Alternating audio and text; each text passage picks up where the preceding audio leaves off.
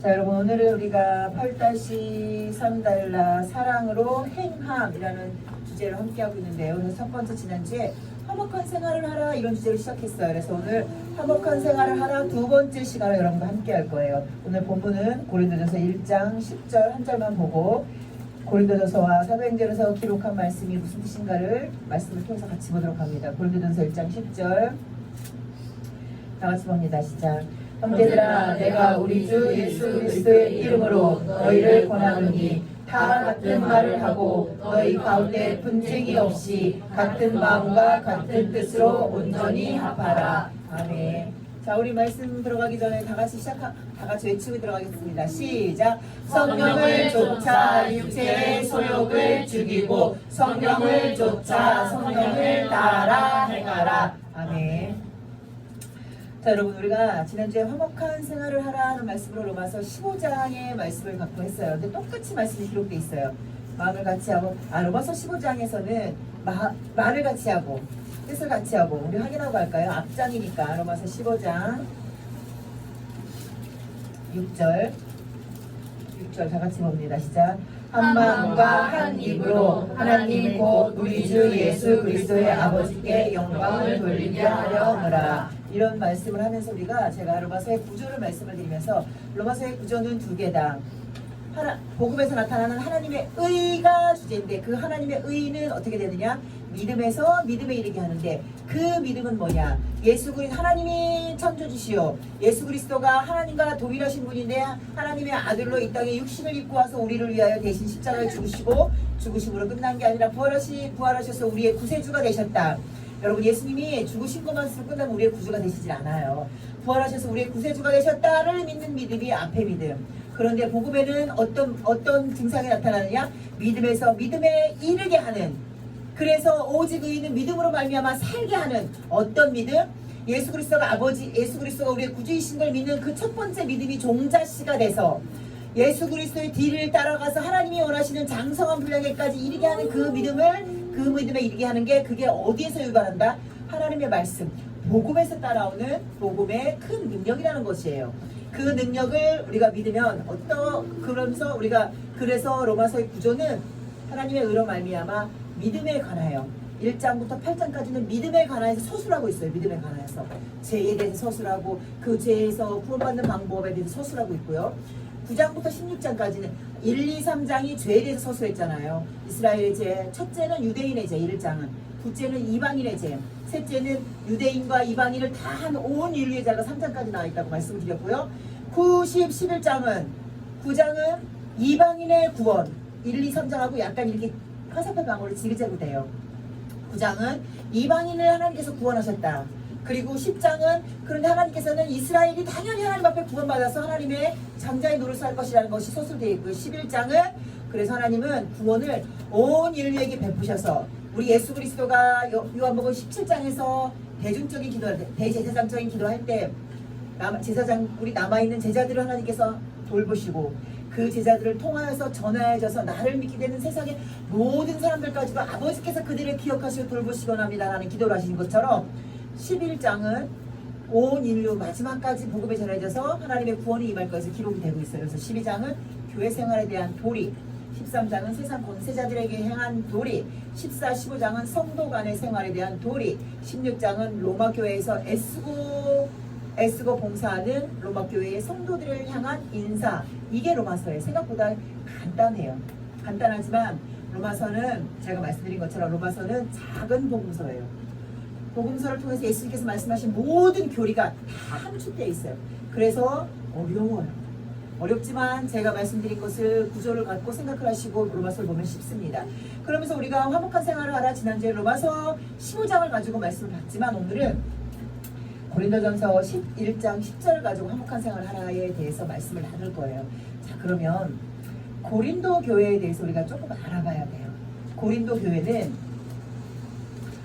교회는 그리스 로마 신화의 주 무대가 어디예요, 여러분? 그리스 로마 신화의 주 무대가 그리스 아테네 신전 아시죠, 여러분?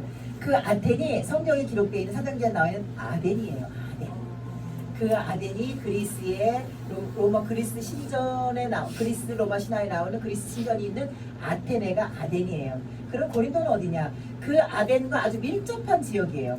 밀접한 지역인데 이 성경에 보면 사도행전에 보면 아가야로 가려고 한다, 고린도로 가려고 한다 이런 부분이 굉장히 많아요. 지명을 모르면 우리가 말씀을 볼 때 와닿지가 않거든요.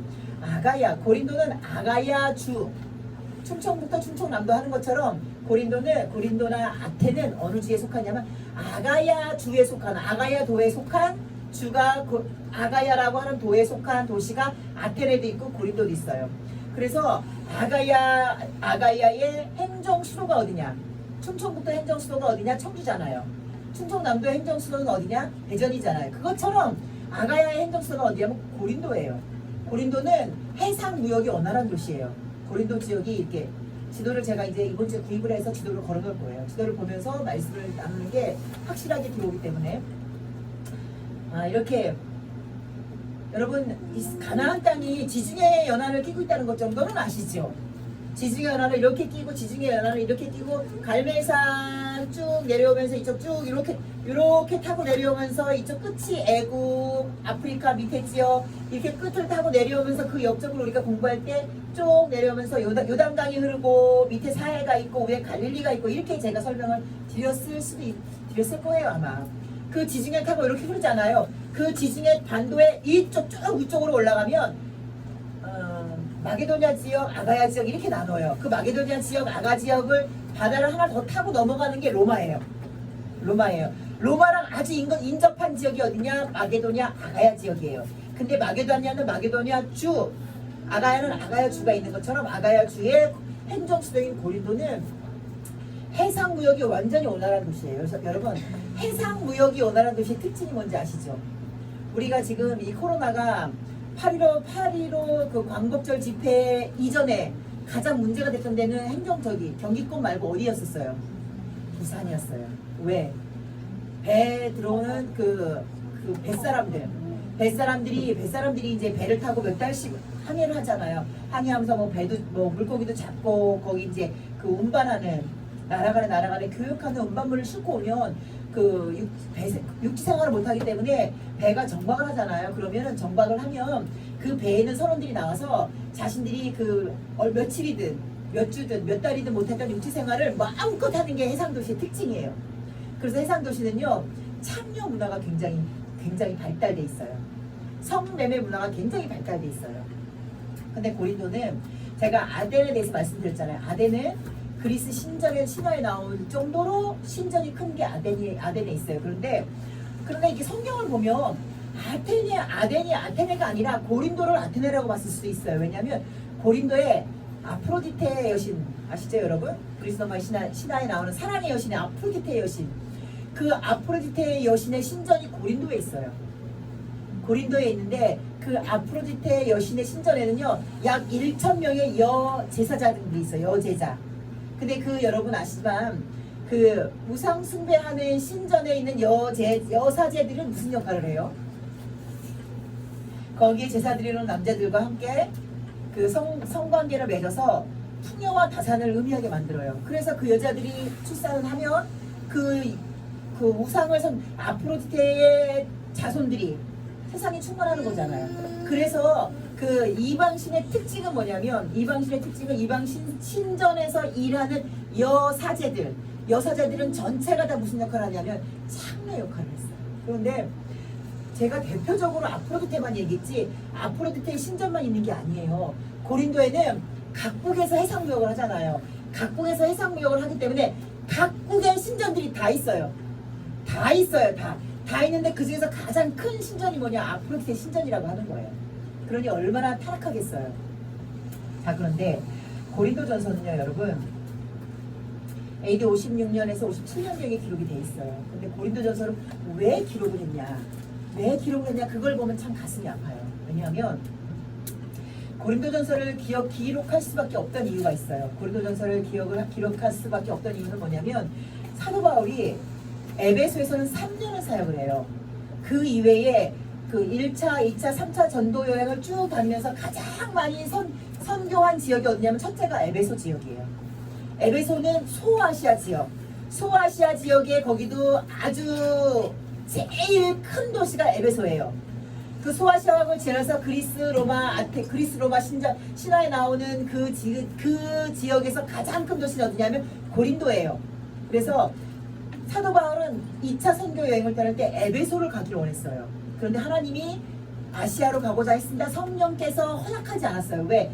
빌립보라고 하는 지역에서 루디아라고 하는 여자가 그 강변에서 간구했거든요. 에베소 지역 사람들은 예수님을 모르고 예수님을 만나는 걸 간구하지 않았어요. 그래서 사도 바울은 그 지역에다가 복음을 전하고 싶었어요. 그러니 복음은요, 전하고 싶어하는 사람 마음이 우선이 아니라 간구하는 사람, 갈급하는 사람 마음이 우선이라는 거예요. 그래서 사도 바울을 하나님께서 2차 전도여행 때는 사도 바울은 아시아 지역에서 전도하고 싶었지만 성령께서 허락하지 않으셔서 간 곳이 어디냐면 마게도니아 아가야 지역, 로마와 그리스 신화가 왕성한 지역, 그 지역으로 하나님께서 보내신 거예요. 그런데 첫 번째는 에베소 지역, 두 번째가 어디냐? 고린도예요. 고린도에서는 1년 6개월을 사역을 합니다. 근데 이 고린도에서 1년 6개월을 사역을 할 때 여러분 우리가 사도 바울 선생님의 전도 여행을 보면서 특징이 뭐냐면 1차 전도 여행을 하셔도 사도 바울은 많은 사람들이 착각하는 게 뭐냐면 사도 바울은 이방인의 선지자라고 알고 있잖아요. 그거는 맞는 말이긴 해요. 왜? 이방인에게 복음을 전한 가장 대표적이고 가장 강력한 사도가 누구냐면 사도 바울이에요. 그러나 사도 바울은요, 절대 이방인에게만 전한 게 아니에요. 이미 사도 바울 선생님이 그 고향이 어디냐면 다소라는 지역이에요. 다소라는 지역은 어디냐면 우리가 이 지중해연안을 쫙 보면서 지중해연안을 타고 이스라엘 민족이 저 꼭대기에 가면 지도를 이렇게 타고 반도로 이어지는 데가 있어요. 반도로 이어지는데 그 반도로 이어지는데 이렇게 딱 꼭지점을 찍고 바로 밑으로 내려오면 어디라가 있냐면 다소라고 하는 지역이 있어요. 다소.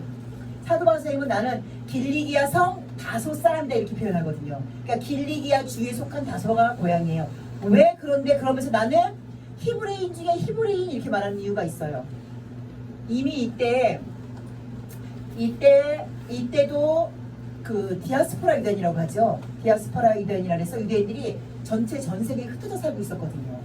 전 세계 로마로부터 침입을 당했잖아요. 이때가 우리가 그 신약 성경이 쓰여지는 시대가 로마의 통치 아래 있던 것 정도는 여러분 아시죠? 그 당시는 우리나라가 일본의 통치받는 것처럼 똑같이 통치받는 시대예요. 로마가 완전히 이스라엘을 완전히 뭉개뜨린 시대는 언제냐? AD 70년이에요. 그러나 AD 70년 이전에 로마가 이미 이스라엘 민족에게 들어 점령을 하고 있었어요. 점령하면서 디아스포라라는 말 들어봤죠, 여러분? 유대인들이 그 로마의 핍박을 벗어나기 위해서 전 세계적으로 흩어져 살게 되는 거예요. 그때 그 사도 바울 선생님의 부모님이 두 분 다 유대인인 거예요. 디아스포라 유대인들의 특징이 뭐냐면 한쪽은 유대인, 한쪽은 이방인이에요. 누구처럼? 디모데처럼. 디모데는 엄마는 유대인이고 아빠는 헬라인이잖아요. 그런데 사도 바울은 나는 히브리인 중에 히브리인 얘기한 게 뭐냐면 그 부모님들이 길리기아 주에 있는 다소라는 지역에 가서 살았지만 두 부모님이 둘 다 히브리인이라는 거예요. 그 다소 지역에 가서 태어났단 말이에요. 그러면은 그 디아스포라 유대인들의 특징이 뭐냐? 그들은요, 전 세계에 흩어져 살고 있지만 흩어져 살고 있는 땅에 가서 반드시 무엇을 만들었다? 회당을 만들었어요. 회당을 만들어서 자기들끼리 구약 성경을 연구하고 자기들끼리 거기서 예배를 드리고 자기들끼리 거기서 우리는 유대인이야 라는 유대인의 정신을 되새기는 거예요. 유대인들 무섭습니다, 여러분. 유대인들은요, 전 세계 어디를 흩어져도 유대인이라는 사명을 철저히 가지고 있는 사람들이에요. 그것 때문에 유대인이 1948년에 나라를 만들게 되는 거예요. 그러면서 사도 바울 선생님은 이방 땅을 가잖아. 이방 땅을 가면서 첫 번째 먼저 어디 가셔서 말씀을 전했냐? 반드시 들린 곳이 어디냐? 회당에 가신 거예요. 회당에 가셔서 자기들끼리 구약 성경을 가지고, 구약 성경이라고 다 아니에요, 여러분. 구약 성경이 다가 아니라 회당에 보관되어 있는 구약 성경은 어디냐면 모세오경이에요. 왜? 모세오경만 철저하게 필사한 거예요. 레위인들이 철저하게 필사해서, 왜? 필사할 수밖에 없는 게 신약 신명기서에, 그 신명기서의 복음서에, 신명기서에 우리가 읽었지만 민수기 신명기에 하나님께서 뭐라고 하셨냐면, 너희가 왕을 세우고 싶으냐? 그럼 그 왕이 되는 조건 중에 뭐가 있어요? 모세오경을 율법서를 날마다 필사하라. 그것을 날마다 필사하고 날마다 그것을 묵상하라. 이게 왕이 되는 조건이에요. 그리고 레위인들에게 48개의 성읍으로 흩어져서 살게 하면서 이스라엘의 12지파를 관리하게 하실 때 쓴 게 그거예요. 율법서를 필사해서 그들에게 날마다 말씀을 가르친 게 그게 레위인들의 사명이었어요. 근데 레위인들이 그걸 게으리 하니까 사사기 시대 때부터 이스라엘 분들에게 문제가 생긴 거예요. 그러니 회당이라는 곳에 가면 율법서가 있는 거는 당연한 거예요. 당연한 거예요. 그러니까 그들이 이스라엘 민족들이 무엇으로 똘똘 뭉쳤느냐? 회당과 율법서로 똘똘 뭉쳤어요. 그러니 율법에 매인 사람들이 되는 건 당연하지 않겠어요. 그러니 사도 바울 선생님이 이방 땅에 가서 회당이 없는 곳에는 안 가지만 회당이 있는 곳에 가면 반드시 첫 번째 이방인에게 가서 먼저 전하는 것이 아니라 누구에게 전했다? 유대인들에게 가서 말씀을 전한 거예요. 무엇을 전했다? 할례와 율법이 다가 아니라 너희들이 할례와 율법을 중요시하면서 너희들이 죽인 그 예수가 곧 누구다? 하나님의 아들이시고 그 예수를 통하여서 하나님께서 구원을 허락하셨기 때문에 할례와 율법은 폐해져야 되고 예수 그리스도를 믿어야 된다. 이거를 전하기 시작하면서 무슨 일이 벌어지냐? 벌써 1차 전도 여행 때부터 사도 바울을 죽이려는 자들이 일어나기 시작합니다. 그게 1차 전도 여행의 이고니온, 루스드라, 더베. 이고니온에서 회당에 들어가서 말씀을 전할 때 유대인들이 죽여야 되겠구나. 저놈들 죽여야 되겠구나. 그리고 이고니온에 있는 유력한 자들, 유력한 유대인들이나 헬라인들이 그때부터 사도 바울 선생님의 말씀을 듣고 마음이 움직이기 시작했어요. 왜? 복음은요, 여러분. 복음은요, 슬기자매가 금요 기도회 때 한 말이 있어요. 내가 누군가를 미워하는 마음, 내가 누군가에게 정말 마음을 열어놓지 않는 마음으로 꾸준히 예수님을 전했지만 예수님에 대해서 궁금해하지 않고 하나님의 복음 안으로 못 들어오는 이유를 발견했는데 무엇이다? 전하는 내 속에 미움이 있었기 때문에. 그렇습니다, 여러분. 복음은요, 희한한 능력이 있어요. 복음은요, 절대 거짓이 아니잖아요. 전하는 자가 오염되지 않고 불법을 행하지 않고 전하는 자가 그 말씀 전하면서 내가 전하는 말씀을 듣는 자들 향하여 안타까운 마음, 긍휼한 마음, 예수 그리스도의 마음, 하나님의 마음을 품고 전하면 복음은 절대 거짓이 아닙니다. 썩지 않아요. 그곳에 뿌려져서 시간하게 돼 있어요. 근데 왜? 복음은 문제가 없어요. 근데 복음을 전하는 사람이 복음에다 무엇을 발랐다? 독을 바른 거예요. 그러니 독이 바른 씨앗이 땅에다 우리가 씨앗을 심어봐도 여러분 땅에 독이 나와 있거나 풀 타는 그 풀이 많잖아요. 그럼 풀 타는 약을 하잖아요. 풀 타는 약이 튀어서 밖에 튀었어요. 거기다 씨를 심으면 씨가 잘 될까요? 안 될까요? 안 돼요.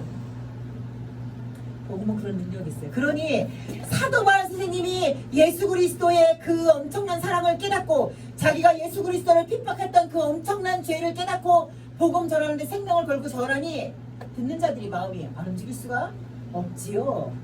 그런데 이미 회당을 통해서 율법과 유대인이라고 하는 선민사상에 똘똘 뭉친 자들이 사도 바울을 가만둘 리가 있어요. 벌써 1차 전도 여행 때부터 이고니온, 루스드라, 더베 이게 마지막 턴이거든요. 그래서 마지막 지역이에요. 더베가. 그래서 더베 다시 턴을 해요. 턴을 해서 더베, 루스드라, 이고니온, 피스디, 안디옥을 해서 돌아와요. 그게 1차 전도 여행의 마무리예요. 1차 전도 여행은 아주 간단해요. 근데 이미 1차 전도 여행부터 이고니온에서 루스드라에 올 때 성경에 뭐라고 기록되어 있냐면 루스드라에 왔을 때 유대인들이 사도 바울 선생님을 40에서 몇 대 가마매로 때려요. 때리고 푸대자루에 넣어서 바다에 던져버립니다. 그리고 이제 죽었겠구나 하고 돌아섰을 때 사도 바울 선생님을 따르는 사람들이 사도 바울 선생님들을 건져서 살립니다. 그게 벌써 1차 전도 여행 때부터 기록이 돼 있어요. 그런데 2차 전도 여행을 다니면서 똑같은 일이 또 벌어집니다. 어디에서? 데살로니가 교회에서 벌어지기 시작해요. 그래서 데살로니가 교회에서는 딱 3주간 세 번째 안식일을 지나고 사도 바울 선생님이 다시 도망다니시는 거예요. 데살로니가 교회, 베레아, 아덴, 고린도까지. 왜 이렇게 짧게 그 2차 전도 여행 하반기에는 계속 짧게 움직여요. 왜? 계속 유대인들이 따라와서 사도 바울을 죽이려고 하는 거예요. 유대인들이 그 지역을 따라와서 그곳에 살고 있는 유력한 유대인들하고 힘을 합쳐서 사도 바울을 죽이기를 작정하는. 그러니까 밤에 야밤도주를 하세요. 2차 전도 여행 때는 밤에 조용히 야밤도주를 해서 배를 타고 야밤도주에서 아덴 고린도까지 와요. 그런데 고린도에서는 원체 고린도에는 그 이방 신이 굉장히 많잖아요. 그러니까 아마도 유대인들이 조금 마음을 놨을지도 몰라요. 거기 가서 해봤자 안 먹힐 거야라는 생각. 그런데 고린도에서는 1년 6개월을 하면서 고린도 교회가 아주 왕성하게 부활을 합니다. 왕성하게 부흥을 해요. 그래서 사도 바울 선생님이 고린도 교회 1년 6개월을 마무리하고 2차 전도의 여행을 마무리하기 위해서 떠나오시게 됩니다. 그 떠나올 때에 누구를 거기다가 그 이제 목회자로 내버려뒀냐면 고린도 교회에 일단 장로들이 세워질 거 아니에요. 장로들이 세워지고 에베소로 오잖아요. 에베소로 올 때 우리가 이제 볼 건 뭐냐면 오늘 본문이 고린도전서 1장 10절이었어요. 자, 뒤에 12절 볼까요? 12절. 제가 말씀드렸죠. 고린도전서는 참 안타까운 상황이에요. 그걸 말하는데 왜 안타까운 상황이냐. 그렇게 1년 6개월 동안 헌신을 하고 세워져서 장로도 세워놓고 막 많은 사람들이 막 부흥을 했는데 에베소 교회로 왔어요. 교회로 왔는데 잠깐 사이에 무슨 일이 벌어지냐면 분쟁이 나기 시작했다는 거예요. 무슨 분쟁? 12절 다 같이 봅니다. 시작. 이는 다름이 아니라 너희가 각각 이르되 나는 바울에게, 나는 아볼로에게, 나는 게바에게, 나는 그리스도에게 속한 자라 하는 이것이니, 이것으로 분쟁이 시작이에요. 나는 바울파야, 나는 아볼로파야, 에이구 다 필요 없어. 나는 게바가 제일 잘해. 나는 게바파야. 다 필요 없습니다. 그리스도가 진짜입니다. 그리스도파. 갈라지기 시작하는 거예요. 바울도 여러분 아시겠죠? 그리스도도 이해하시겠죠? 게바와 아볼로는 누굴까? 아볼로의 사도행전 18장으로 가보겠습니다. 사도행전 18장.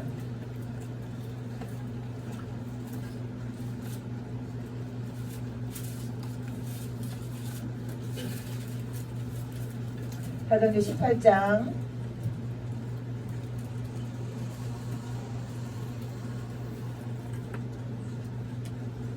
24절에 보니까 알렉산드리아에서 난 아볼로라 하는 유대인이, 알렉산드리아가 이 당시에 가장 흔한 그 디아스포라 유대인들이 거주하는 지역, 알렉산더 대왕이 그 헬라 문화를 정착시키기 위해서, 전 세계의 헬라 문화를 정착시키기 위해서 만든 도시가 어디다? 알렉산드리아예요. 그래서 알렉산드리아의 특징이 뭐냐? 헬라 문화뿐만이 아니라 거기에 거주하는 모든 사람들의 신전이 다 있어요. 그래서 유대인들이 회당을 만들기도 좋았어요. 그 사람들 다 신혼자거든요. 거기에 아볼로라는 유대인이 에베소에 이르니 이 사람은 학문이 많고 성경에 능한 자라. 그가 일찍 주의 도를 배워 열심으로 예수에 관한 것을 자세히 말하여 가르치나 요한의 세례만 알 뿐이라. 이렇게 표현되고 있죠. 아볼로가 그러면서 19장 1절 가볼까요? 19장 1절 보니까 아볼로가 고린도에 있을 때에 바울이 윗지방으로 다녀 에베소에 와서 어떤 제자들을 만나 하면서 18장에서는 아볼로에 대해서 소개를 하고 있잖아요. 18장 마무리 달랑을 아볼로로 소개하는데, 아볼로가 그러면서 18장 27절 볼까요? 27절. 아볼로가 아가야로 건너가고자 하니, 제가 서두에 말했어요. 아가야 하면 어디를 생각하면 된다? 고린도. 아볼로가 유대인으로 성경에 능통하고 학문이 높은 사람이에요. 말을 참 잘하는 분이었어요. 아볼로도 구약 성경학자라는 얘기예요. 근데 그분이 소문을 듣고, 바람에 실려오는 소문을 듣고 예수에 대해서 알았어요. 그래서 예수의 도를 배워가면서 누구에게? 에베소에 와서 바울을 만나고 바울과 함께한 아굴라와 브리스길라를 만나면서 무슨 소망을 가졌냐? 고린도에 대한 소문을 들으니 고린도에 예수의 도가 들어가서 교회가 흥황하고 있다고 하니 내가 아가야 지역으로 가서 그 사람들을 내가 가르치고 싶습니다. 그 사람들과 함께하고 싶습니다. 그래서 고린도 교회 초대 목회자가 누구냐? 아볼로예요. 고린도 교회 초대 목회자는 아볼로예요. 그러면서 그 19장 1절에 아볼로가 고린도에 있을 때 이렇게 말하잖아요. 고린도로 간 거예요. 그래서 아볼로가 배운 거예요. 자, 그럼 게바파는 또 누구냐? 게바파. 사도행전 8장으로 갑니다. 8장. 아니, 베드로 사도가 고린도 교회까지 갔을까요? 안 갔을까요? 갔네요. 여기 게바파 있잖아요. 근데 그걸 어디서 확인할 수 있냐? 사도행전 8장 가면요. 8장.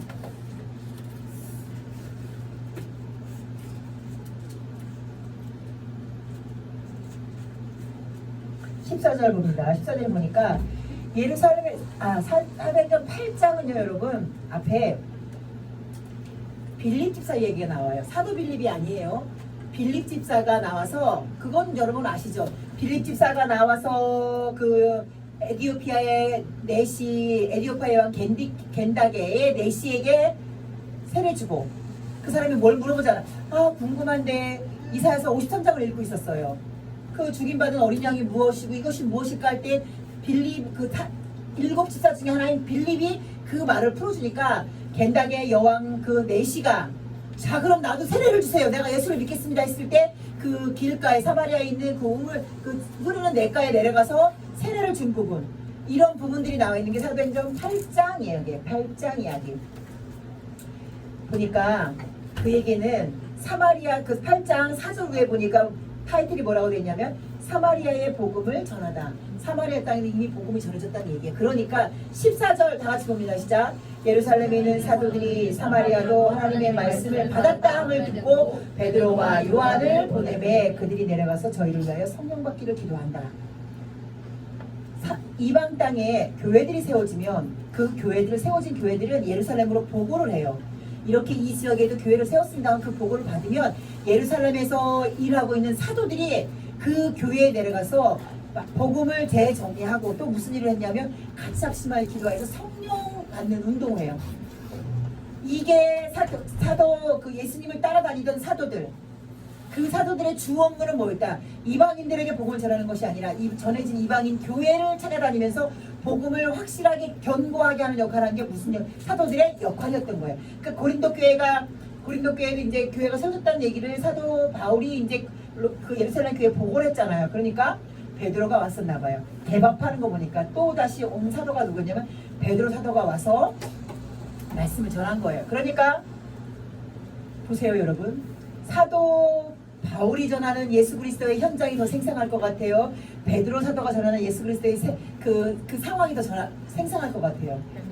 베드로 사도가 더 생생하겠죠. 그러니 베드로파가 생길 수밖에 없는 거예요. 그리스도파는 누구냐? 제가 지난주에 말한 것처럼 애초에 누가 전했는지도 모르지만 예수님께서 십자가에 달려 돌아가실 때 흩어진 사람들, 예수님을 따르던 500사람 중에 하나, 아니면 그 70명 중에 하나, 아니면 120문도 중에 하나. 여러분 제가 왜 500명이라고 했는지 여러분 아셔야 돼요. 겟세마네 동산에서 예수님의 부활을 목격한 현장에 있는 사도들은 다 몇 명이다? 500명이에요. 그런데 마가다락방에 모였을 때는 몇 명이었다? 120명이에요. 380명은 어디 갔어요? 흩어졌어요. 근데 그들도 예수님을 따르던 무리들이에요. 그걸 제가 말하는 거예요. 지난주에 제가 500명, 300명, 100명, 70명 제가 말씀드린 게 여기에 있는 거예요. 그래서 여러분이 성경을 좀 더 잘 알았으면 좋겠어요. 왜? 그들이 무슨 역할을 했냐? 고향으로 돌아갔잖아요. 고향으로 돌아가지 않고 그 예수 그리스도의 사랑을 전하기 위해서 멀리 간 사람들이 있어요. 누구냐? 구레네 사람 시몬, 수리아 안디옥이라는 교회에, 이방 땅에 교회를 세운 사람이 성경에 누구로 기록됐냐면 아마도 구레네 시몬일 것이다. 구레네 지역은 애굽 지역 밑에 있는 아프리카 지역의 흑인이에요. 그런데 이제 사도 바울이 뒤에 나다 보면은 내가 시몬의 어머니 누가 안나? 시몬의 어머니 이름이 기록이 돼 있어. 누구라고? 누가 복음해? 그 이름이 나는 그를 내 어머니처럼 여겼다 이렇게 말하는데 그 사람이 누구냐면 구레네 시몬의 어머니예요. 그러니까 그 사람들이 어디까지 간 거예요? 고향으로 돌아가지 않은 거예요. 고향으로 돌아가지 않고 예수 그리스도의 도를 전하겠다고 하고서 멀리 떠나간, 성경에도 기록되지 않는 사도들이 있어요. 성경에 기록되지 않는 순례자들이 있어요. 그들이 어디까지 갔냐? 로마까지 간 거예요. 그래서 그거를 제가 지난주에 아마도 누군가가 전했을 것이다. 그 증거가 누구냐? 오늘 말씀에 나는 그리스도파요. 애초에 그 사람들에게 직접 들은 그리스도파 다 필요 없습니다. 진짜 그리스도를 따라가는 게 정말입니다. 파가 갈려지기 시작한 거예요. 그래서 오늘 본문 말씀이 나온 거예요. 본문 1장 10절 다 같이 봅니다. 다시 한번 읽겠습니다. 시작. 형제들아, 내가 우리 주 예수 그리스도의 이름으로 너희를 권하노니 다 같은 말을 하고 너희 가운데 분쟁이 없이 같은 마음과 같은 뜻으로 온전히 합하라. 여러분, 지금 한국교회가 전 세계 교회가 이런 꼴을 당한 이유가 뭘까요? 이거예요. 나는 아볼로파, 나는 바울파, 나는 개박파, 나는 그리스도파. 벌써 이 분쟁이 고린도 교회에 엄청난 능력의 사도 바울이 전했던 그 교회. 그래서 불같이 부흥의 불길이 타올라서 그 엄청난 이방 신전이 있음에도 불구하고 사도 바울 선생님이 전했으면 먹혔어요. 그래서 이방 신전이 그렇게 많던 데서도 복음의 불길이 타올랐어요. 그런데 사도 바울 선생님이 떠나자마자 얼마 되지 않아서예요. 떠나자마자 얼마 되지 않아서 무슨 일이 벌어지냐? 파가 나누기 시작해요. 근데 이거는요 약과예요, 여러분. 고린도전서 뒤를 읽다 보면 무슨 일이 벌어지냐? 교회 내에서 간음 사건이 벌어져요. 교회 내에서 네 남편, 내 남편, 네 여자, 내 남자, 이게 그 교차로도 아마 간음 사건이 이루어져요.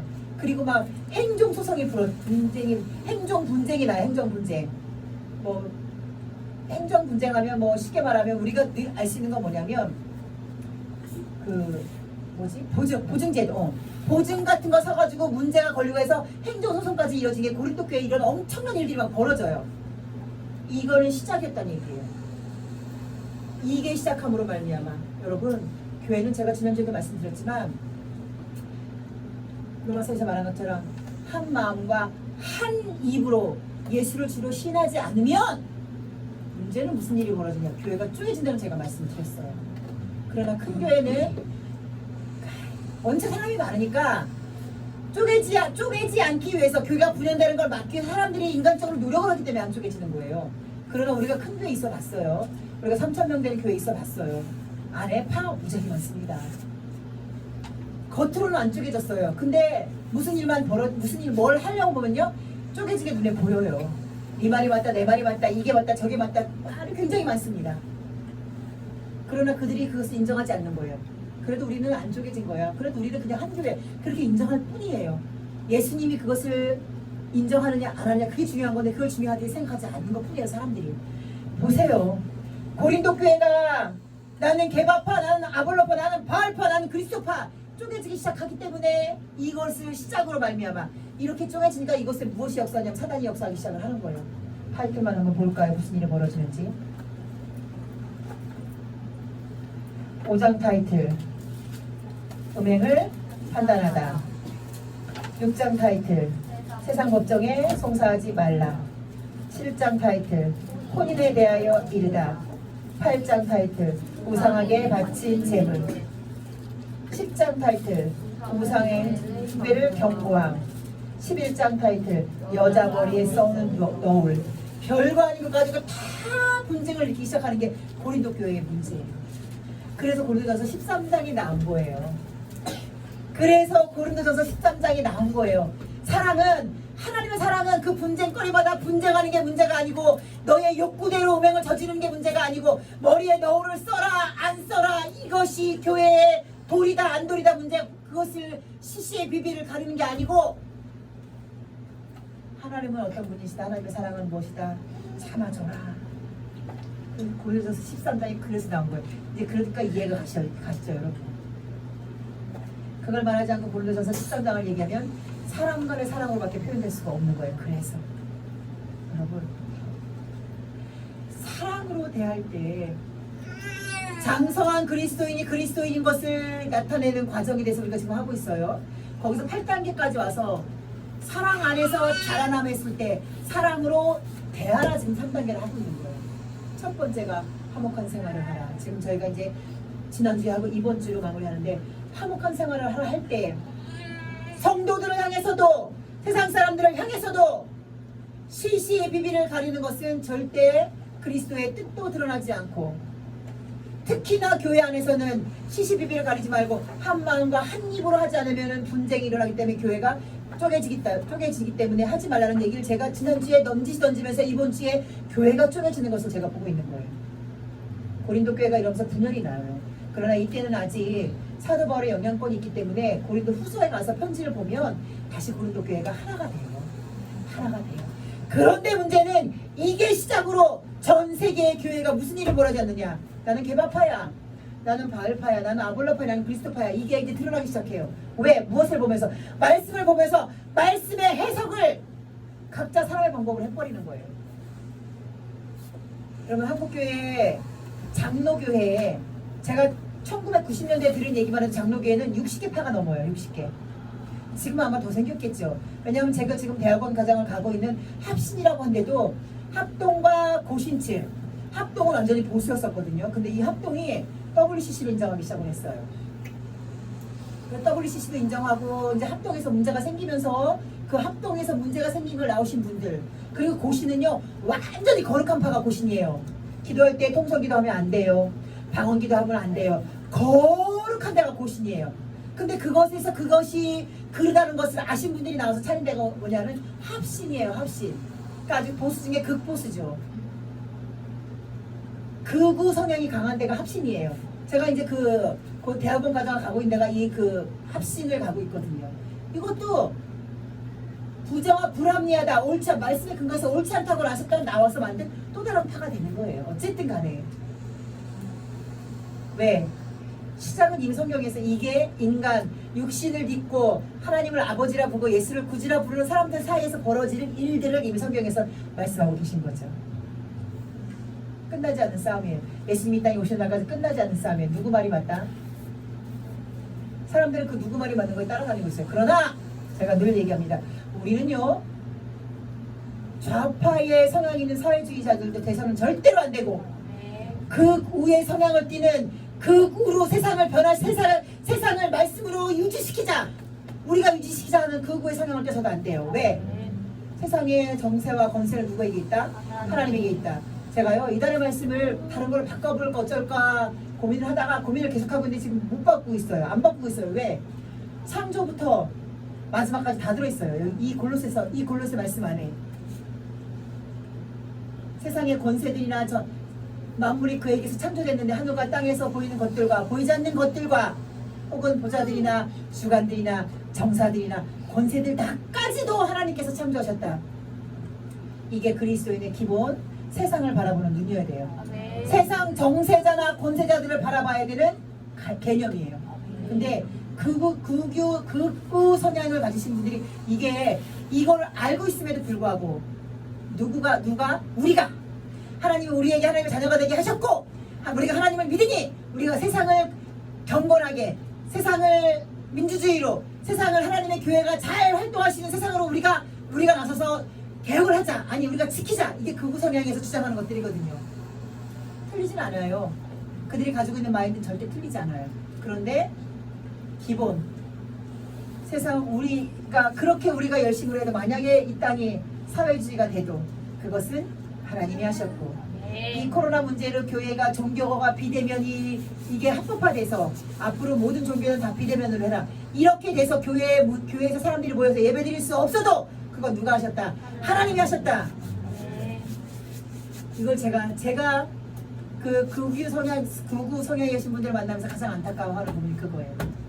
우리는 하나님이 예배하라 그럼 예배해야 되고, 하나님이 예배하지 말라 하면 예배하지 말아야 해요. 이미 왜? 하나님이 성경에 기록해놨잖아요. 말라기 성경을 통해서 나는 성전 안에 들어와서 너희들이 나를 향해서 예배하고 제사 드리는 거 보기 싫어. 그러니까 하나님이 말씀하셨어요. 나는 누군가가 예배 성전문을 닫아줄 때가 있을 거야. 그 때가 지나고 나면 마지막 때가 오는 거예요, 여러분. 그 때가 지나고 나면. 성경에 기록돼 있잖아요. 이상한 게 아니거든요. 여러분, 우리가 하나님의 말씀으로 말미암아서 말씀대로 살아간다는 게 얼마나 쉽지 않은 건지, 그게 얼마나 어려운 일인지를 여러분이 그걸 깨달으셔야 돼요. 정말 쉽지 않습니다. 정말 어렵습니다. 왜? 그들이 말하는 게 태극기 부대들이 말하는 게 맞아요.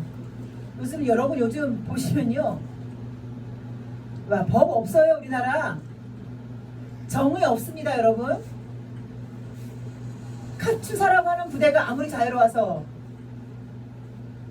일정 휴가 기간이 끝나고 내가 휴가를 더 즐기고 싶어, 몸이 아파서 또 어쨌든 무슨 이유든지 몸이 아파든 집안에 무슨 불상사가 있어 불상사, 그렇지, 그게 가만히 있어봐, 초상이 났어서 휴가, 우리나라 군대에서는 절대 못 받아요. 들어가서 허락을 받고 다시 나와야 돼요. 근데 그게 전화 한 통으로 됐는데도 불구하고 그게 여당 의원들은 그게 비정상이 아니라는 거예요. 그게 정상이라는 거예요. 우리나라 법을 주관하는 법무부 장관은요, 낯도 부끄럽지 않아요. 낯도 화끈거리지 않아요. 그런데 이거 우리나라가 무법천지로 가고 있는 거 성경적이에요. 성경적이에요. 그 무법천지를 보시면서 여러분 가슴 아프시죠, 그죠? 세상에 왜 이렇게 되나 가슴 아프시죠? 이거는 시작입니다. 성경에 기록돼 있잖아요. 이거는 시작일 뿐이고 더 엄청난 일들이 벌어진대. 마지막 때는 무슨 일까지 벌어지냐? 하나님이 성령의 온 우주 해와 달과 별과 세상의 모든 질서를 잡고 있는 하나님의 손인 성령을 거둬들이시는 순간 세상은 완전히 무법천지가 됩니다. 법이 무너진 거, 이거는요 그 중에 하나일 뿐이에요. 이것도 말세의 징조일 뿐이에요. 가슴 저도 사실 가슴이 아파요. 제가 여러분, 저도 이제 제가 그 유튜브 설교를 제가 보거든요. 왜? 내가 뭐 잘못했나 봐야 되잖아요. 내가 하면 안 되는 말을 했나 봐야 되잖아요. 근데 지난 저거 그 2주 설교를 들으면서 제가 웃었어요. 가슴에 화가 아직도 많구나. 이 화가 무슨 화냐? 제가 2시간에 화가 났던 이유는 뭐냐면 교회 목사들이 세상을 향해서 잘못했습니다. 교회에서 대면 예배 드리고 잘못했습니다. 잘못한 일입니다. 이렇게 말하는 것 때문에 사실은 화가 났었어요. 그러나 그래도 그게 그게 어떤 식의 분노이든 간에 그 분노가 하나님의 말씀을 전하는데 들어오면 안 되는데 들어와 있더라고요. 보니까 들어와서 열이 짠뜩 뻗어 있더라고요. 두 시간의 설교는 참 제가 그걸 들으면서 부끄럽습니다. 아직도 멀었구나. 그렇습니다, 여러분. 저도 아직도 멀었습니다. 그것조차도 하나님이 마지막 때 보이는 증상인데 왜? 그리스도인들이 가지고 있는 하나님의 사제라고 불리는 제3자 제사장이라고 불리는 목회자들이 가지고 있는 하나님을 향한 관념들이 이미 하나님께서 그들을 향한 성령의 줄을 놓으시니까 그들의 개념이 없어졌어요. 우리가 대면 예배를 드려서 코로나를 확산시키는 게 아니라 예배를 드리는 자들이 신령과 진정으로 자신의 몸을 거룩한 산 제물로 드려야 되는데 그게 드리지 않아서 예배가 온전한 예배가 드리지 못했기 때문에 하나님께서 6월절 어린 양의 피로도 죽음의 장자의 죽음을 멸하게 하셨던 그 하나님이 대면 예배를 드려도 그 바이러스가 바이러스로부터 지킬 수 있는 하나님의 능력이 안 되고 능력이 땅에 떨어진 것은 하나님이 스스로 자신의 권위를 땅에 떨어뜨리신 거예요. 교회에서 예배 드려도 코로나 걸릴 수 있어. 그러니까 조심해. 이걸 보이신 거예요. 왜? 예배가 잘못됐기 때문에. 그래서 여러분 다시 한번 여러분에게 부탁드립니다. 어떤 식이든지 교회 내에서 분쟁은 없습니다. 있을 수 없습니다. 그게 말씀을 보는 시각, 말씀을 왜 여러분의 시각으로 보세요. 이게 세상 모든 예수 믿는 학자들, 신학자들에게 제가 전하고 싶은 말이에요. 저 같은 세계에서 보잘것없는 청주라고 하는 지역에서 아직 목회 안수도 받지 못한 목회 안수를 받기 위해서 공부하고 있는 피레미 같은 인간, 저 같은 사람이 보는 눈이에요. 신학자 여러분, 목회자들, 당신들 눈이 뭐길래 말씀을 그렇게 보십니까? 우리 눈 필요 없습니다. 우리가 말씀 보는 안경 필요 없습니다. 우리는 성령 하나님께서 가르쳐 주신 말씀 그대로만 봐야 합니다. 그것을 사람의 눈으로, 내가 연구한 눈으로, 내가 공부한 눈으로, 내 지식으로 판단했기 때문에 한국의 교회뿐만 아니라 전 세계 교회가 이렇게 파가 갈려진 거예요. 그 파는 분쟁입니다. 하나님의 영광이 함께할 수 없습니다. 어떤 식으로든지 여러분 지금이라도 여러분이 쓰고 계신 하나님을 바라보는 눈, 말씀을 바라보는 모든 안경을 버리시기 바랍니다. 버리시고 절대 성령 하나님이 알려주지 않으면 그 성경에 대해서 2번 3번 고민하지 마세요. 왜? 여러분이 고민할 필요가 없으니까 안 알려주시는 거예요. 성령 하나님은요 기가 막히신 분이에요. 우리가 금요 기도회 때 느꼈잖아요. 금요 철할 때 오늘은 또 무슨 말씀을 해야 되나 묵상하는데 하나님이 주신 믿음의 하나님 나라가 임한 사람의 특징은 뭐냐? 이 땅을 살면서 나그네와 이방인과 나그네를 살아가는 말로 오늘 금요 예배를 드려라 했는데 설교자매가 1시간 동안 나그네 갖고 신음할 줄 누가 알았냐 이거예요. 나는 모르잖아요. 여러분도 몰랐잖아요. 하나님만 아신 거라는 거예요. 저는 그래서 그 하나님 앞에 제가 굴복할 수밖에 없는 거예요. 제가 그래서 제 지식으로 배운 것 가지고 성경 말씀을 무엇을 전할까 고민하지 않는 거예요. 왜? 그게 제 노력이라고 하는 거예요. 저는 그런 사람 되고 싶지 않아요. 여러분이 어떻게 받아들이든 하나님 앞에 있어서 가장 중요한 영혼은 누구다? 나다. 그렇죠. 여러분도 각자 나야 돼요. 저도 나인 것처럼 여러분도 각자 여러분이셔야 돼요.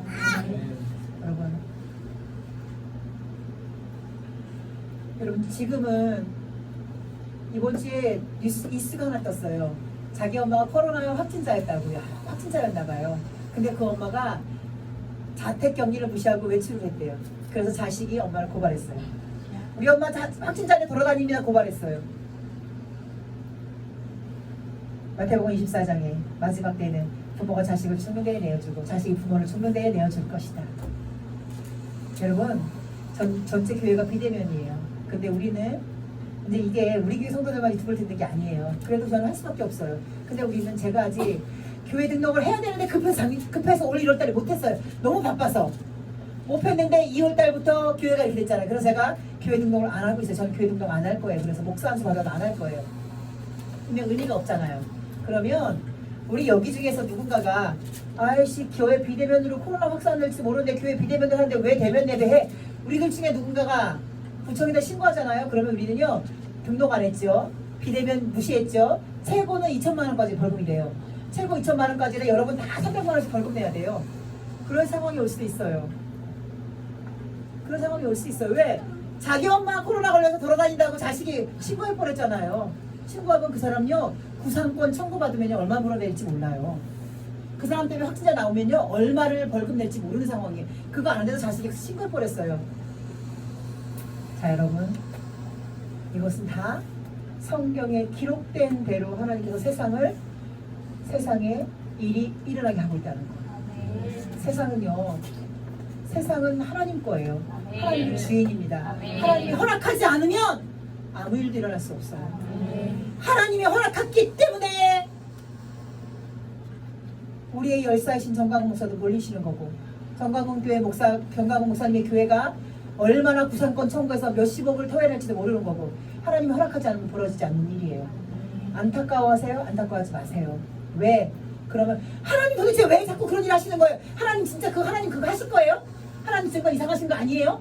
우리가 안타까워하는 건 하나님에서 이렇게 말하는 거랑 똑같은 거예요. 안타깝게 하죠. 가슴 아프죠. 조금만 더 지혜로웠다면, 성령이 주시는 지혜가 있었다면, 세상이라고 하는 정부가 만들어놓은 그게 올무잖아요. 올무. 니네 걸리기만 해봐라. 내가 뭐 온팡 덤태기 씌울 거야. 그 올무에 홀딱 걸리시고 말았죠. 지혜가 없어서. 저는 말합니다. 지혜의 근본은 누구시다? 하나님이시다.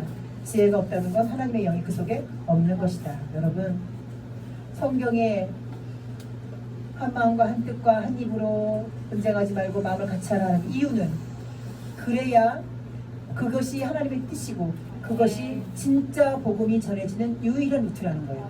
분쟁이 있는 곳에서는 복음이 전해지지 않습니다. 분쟁이 있는 곳은 누가 좋아하느냐? 그거는 사단이 좋아하는 것입니다. 어떤 상황에서도, 교회를 향해서도, 성도 간의 생활을 통해서도, 여러분이 나가서 세상에 살아가는 세상 사람을 통해서도 절대 여러분이 추구해야 될 것은 무엇이냐? 그리스도인으로 화목하시기 바랍니다. 그러나 세상의 윤리와 도덕으로 화목한 게 아니에요. 제가 지난주에 끝자락에도 말했습니다. 세상 사람들과 교회 성도들과 반드시 화목하라. 그러나 또 반대로 반드시 화목하지 말아라. 이것을 오늘도 기억하신 여러분 되시기를 예수님으로 부탁드립니다. 말씀 기억하시면서 기도하시고 오늘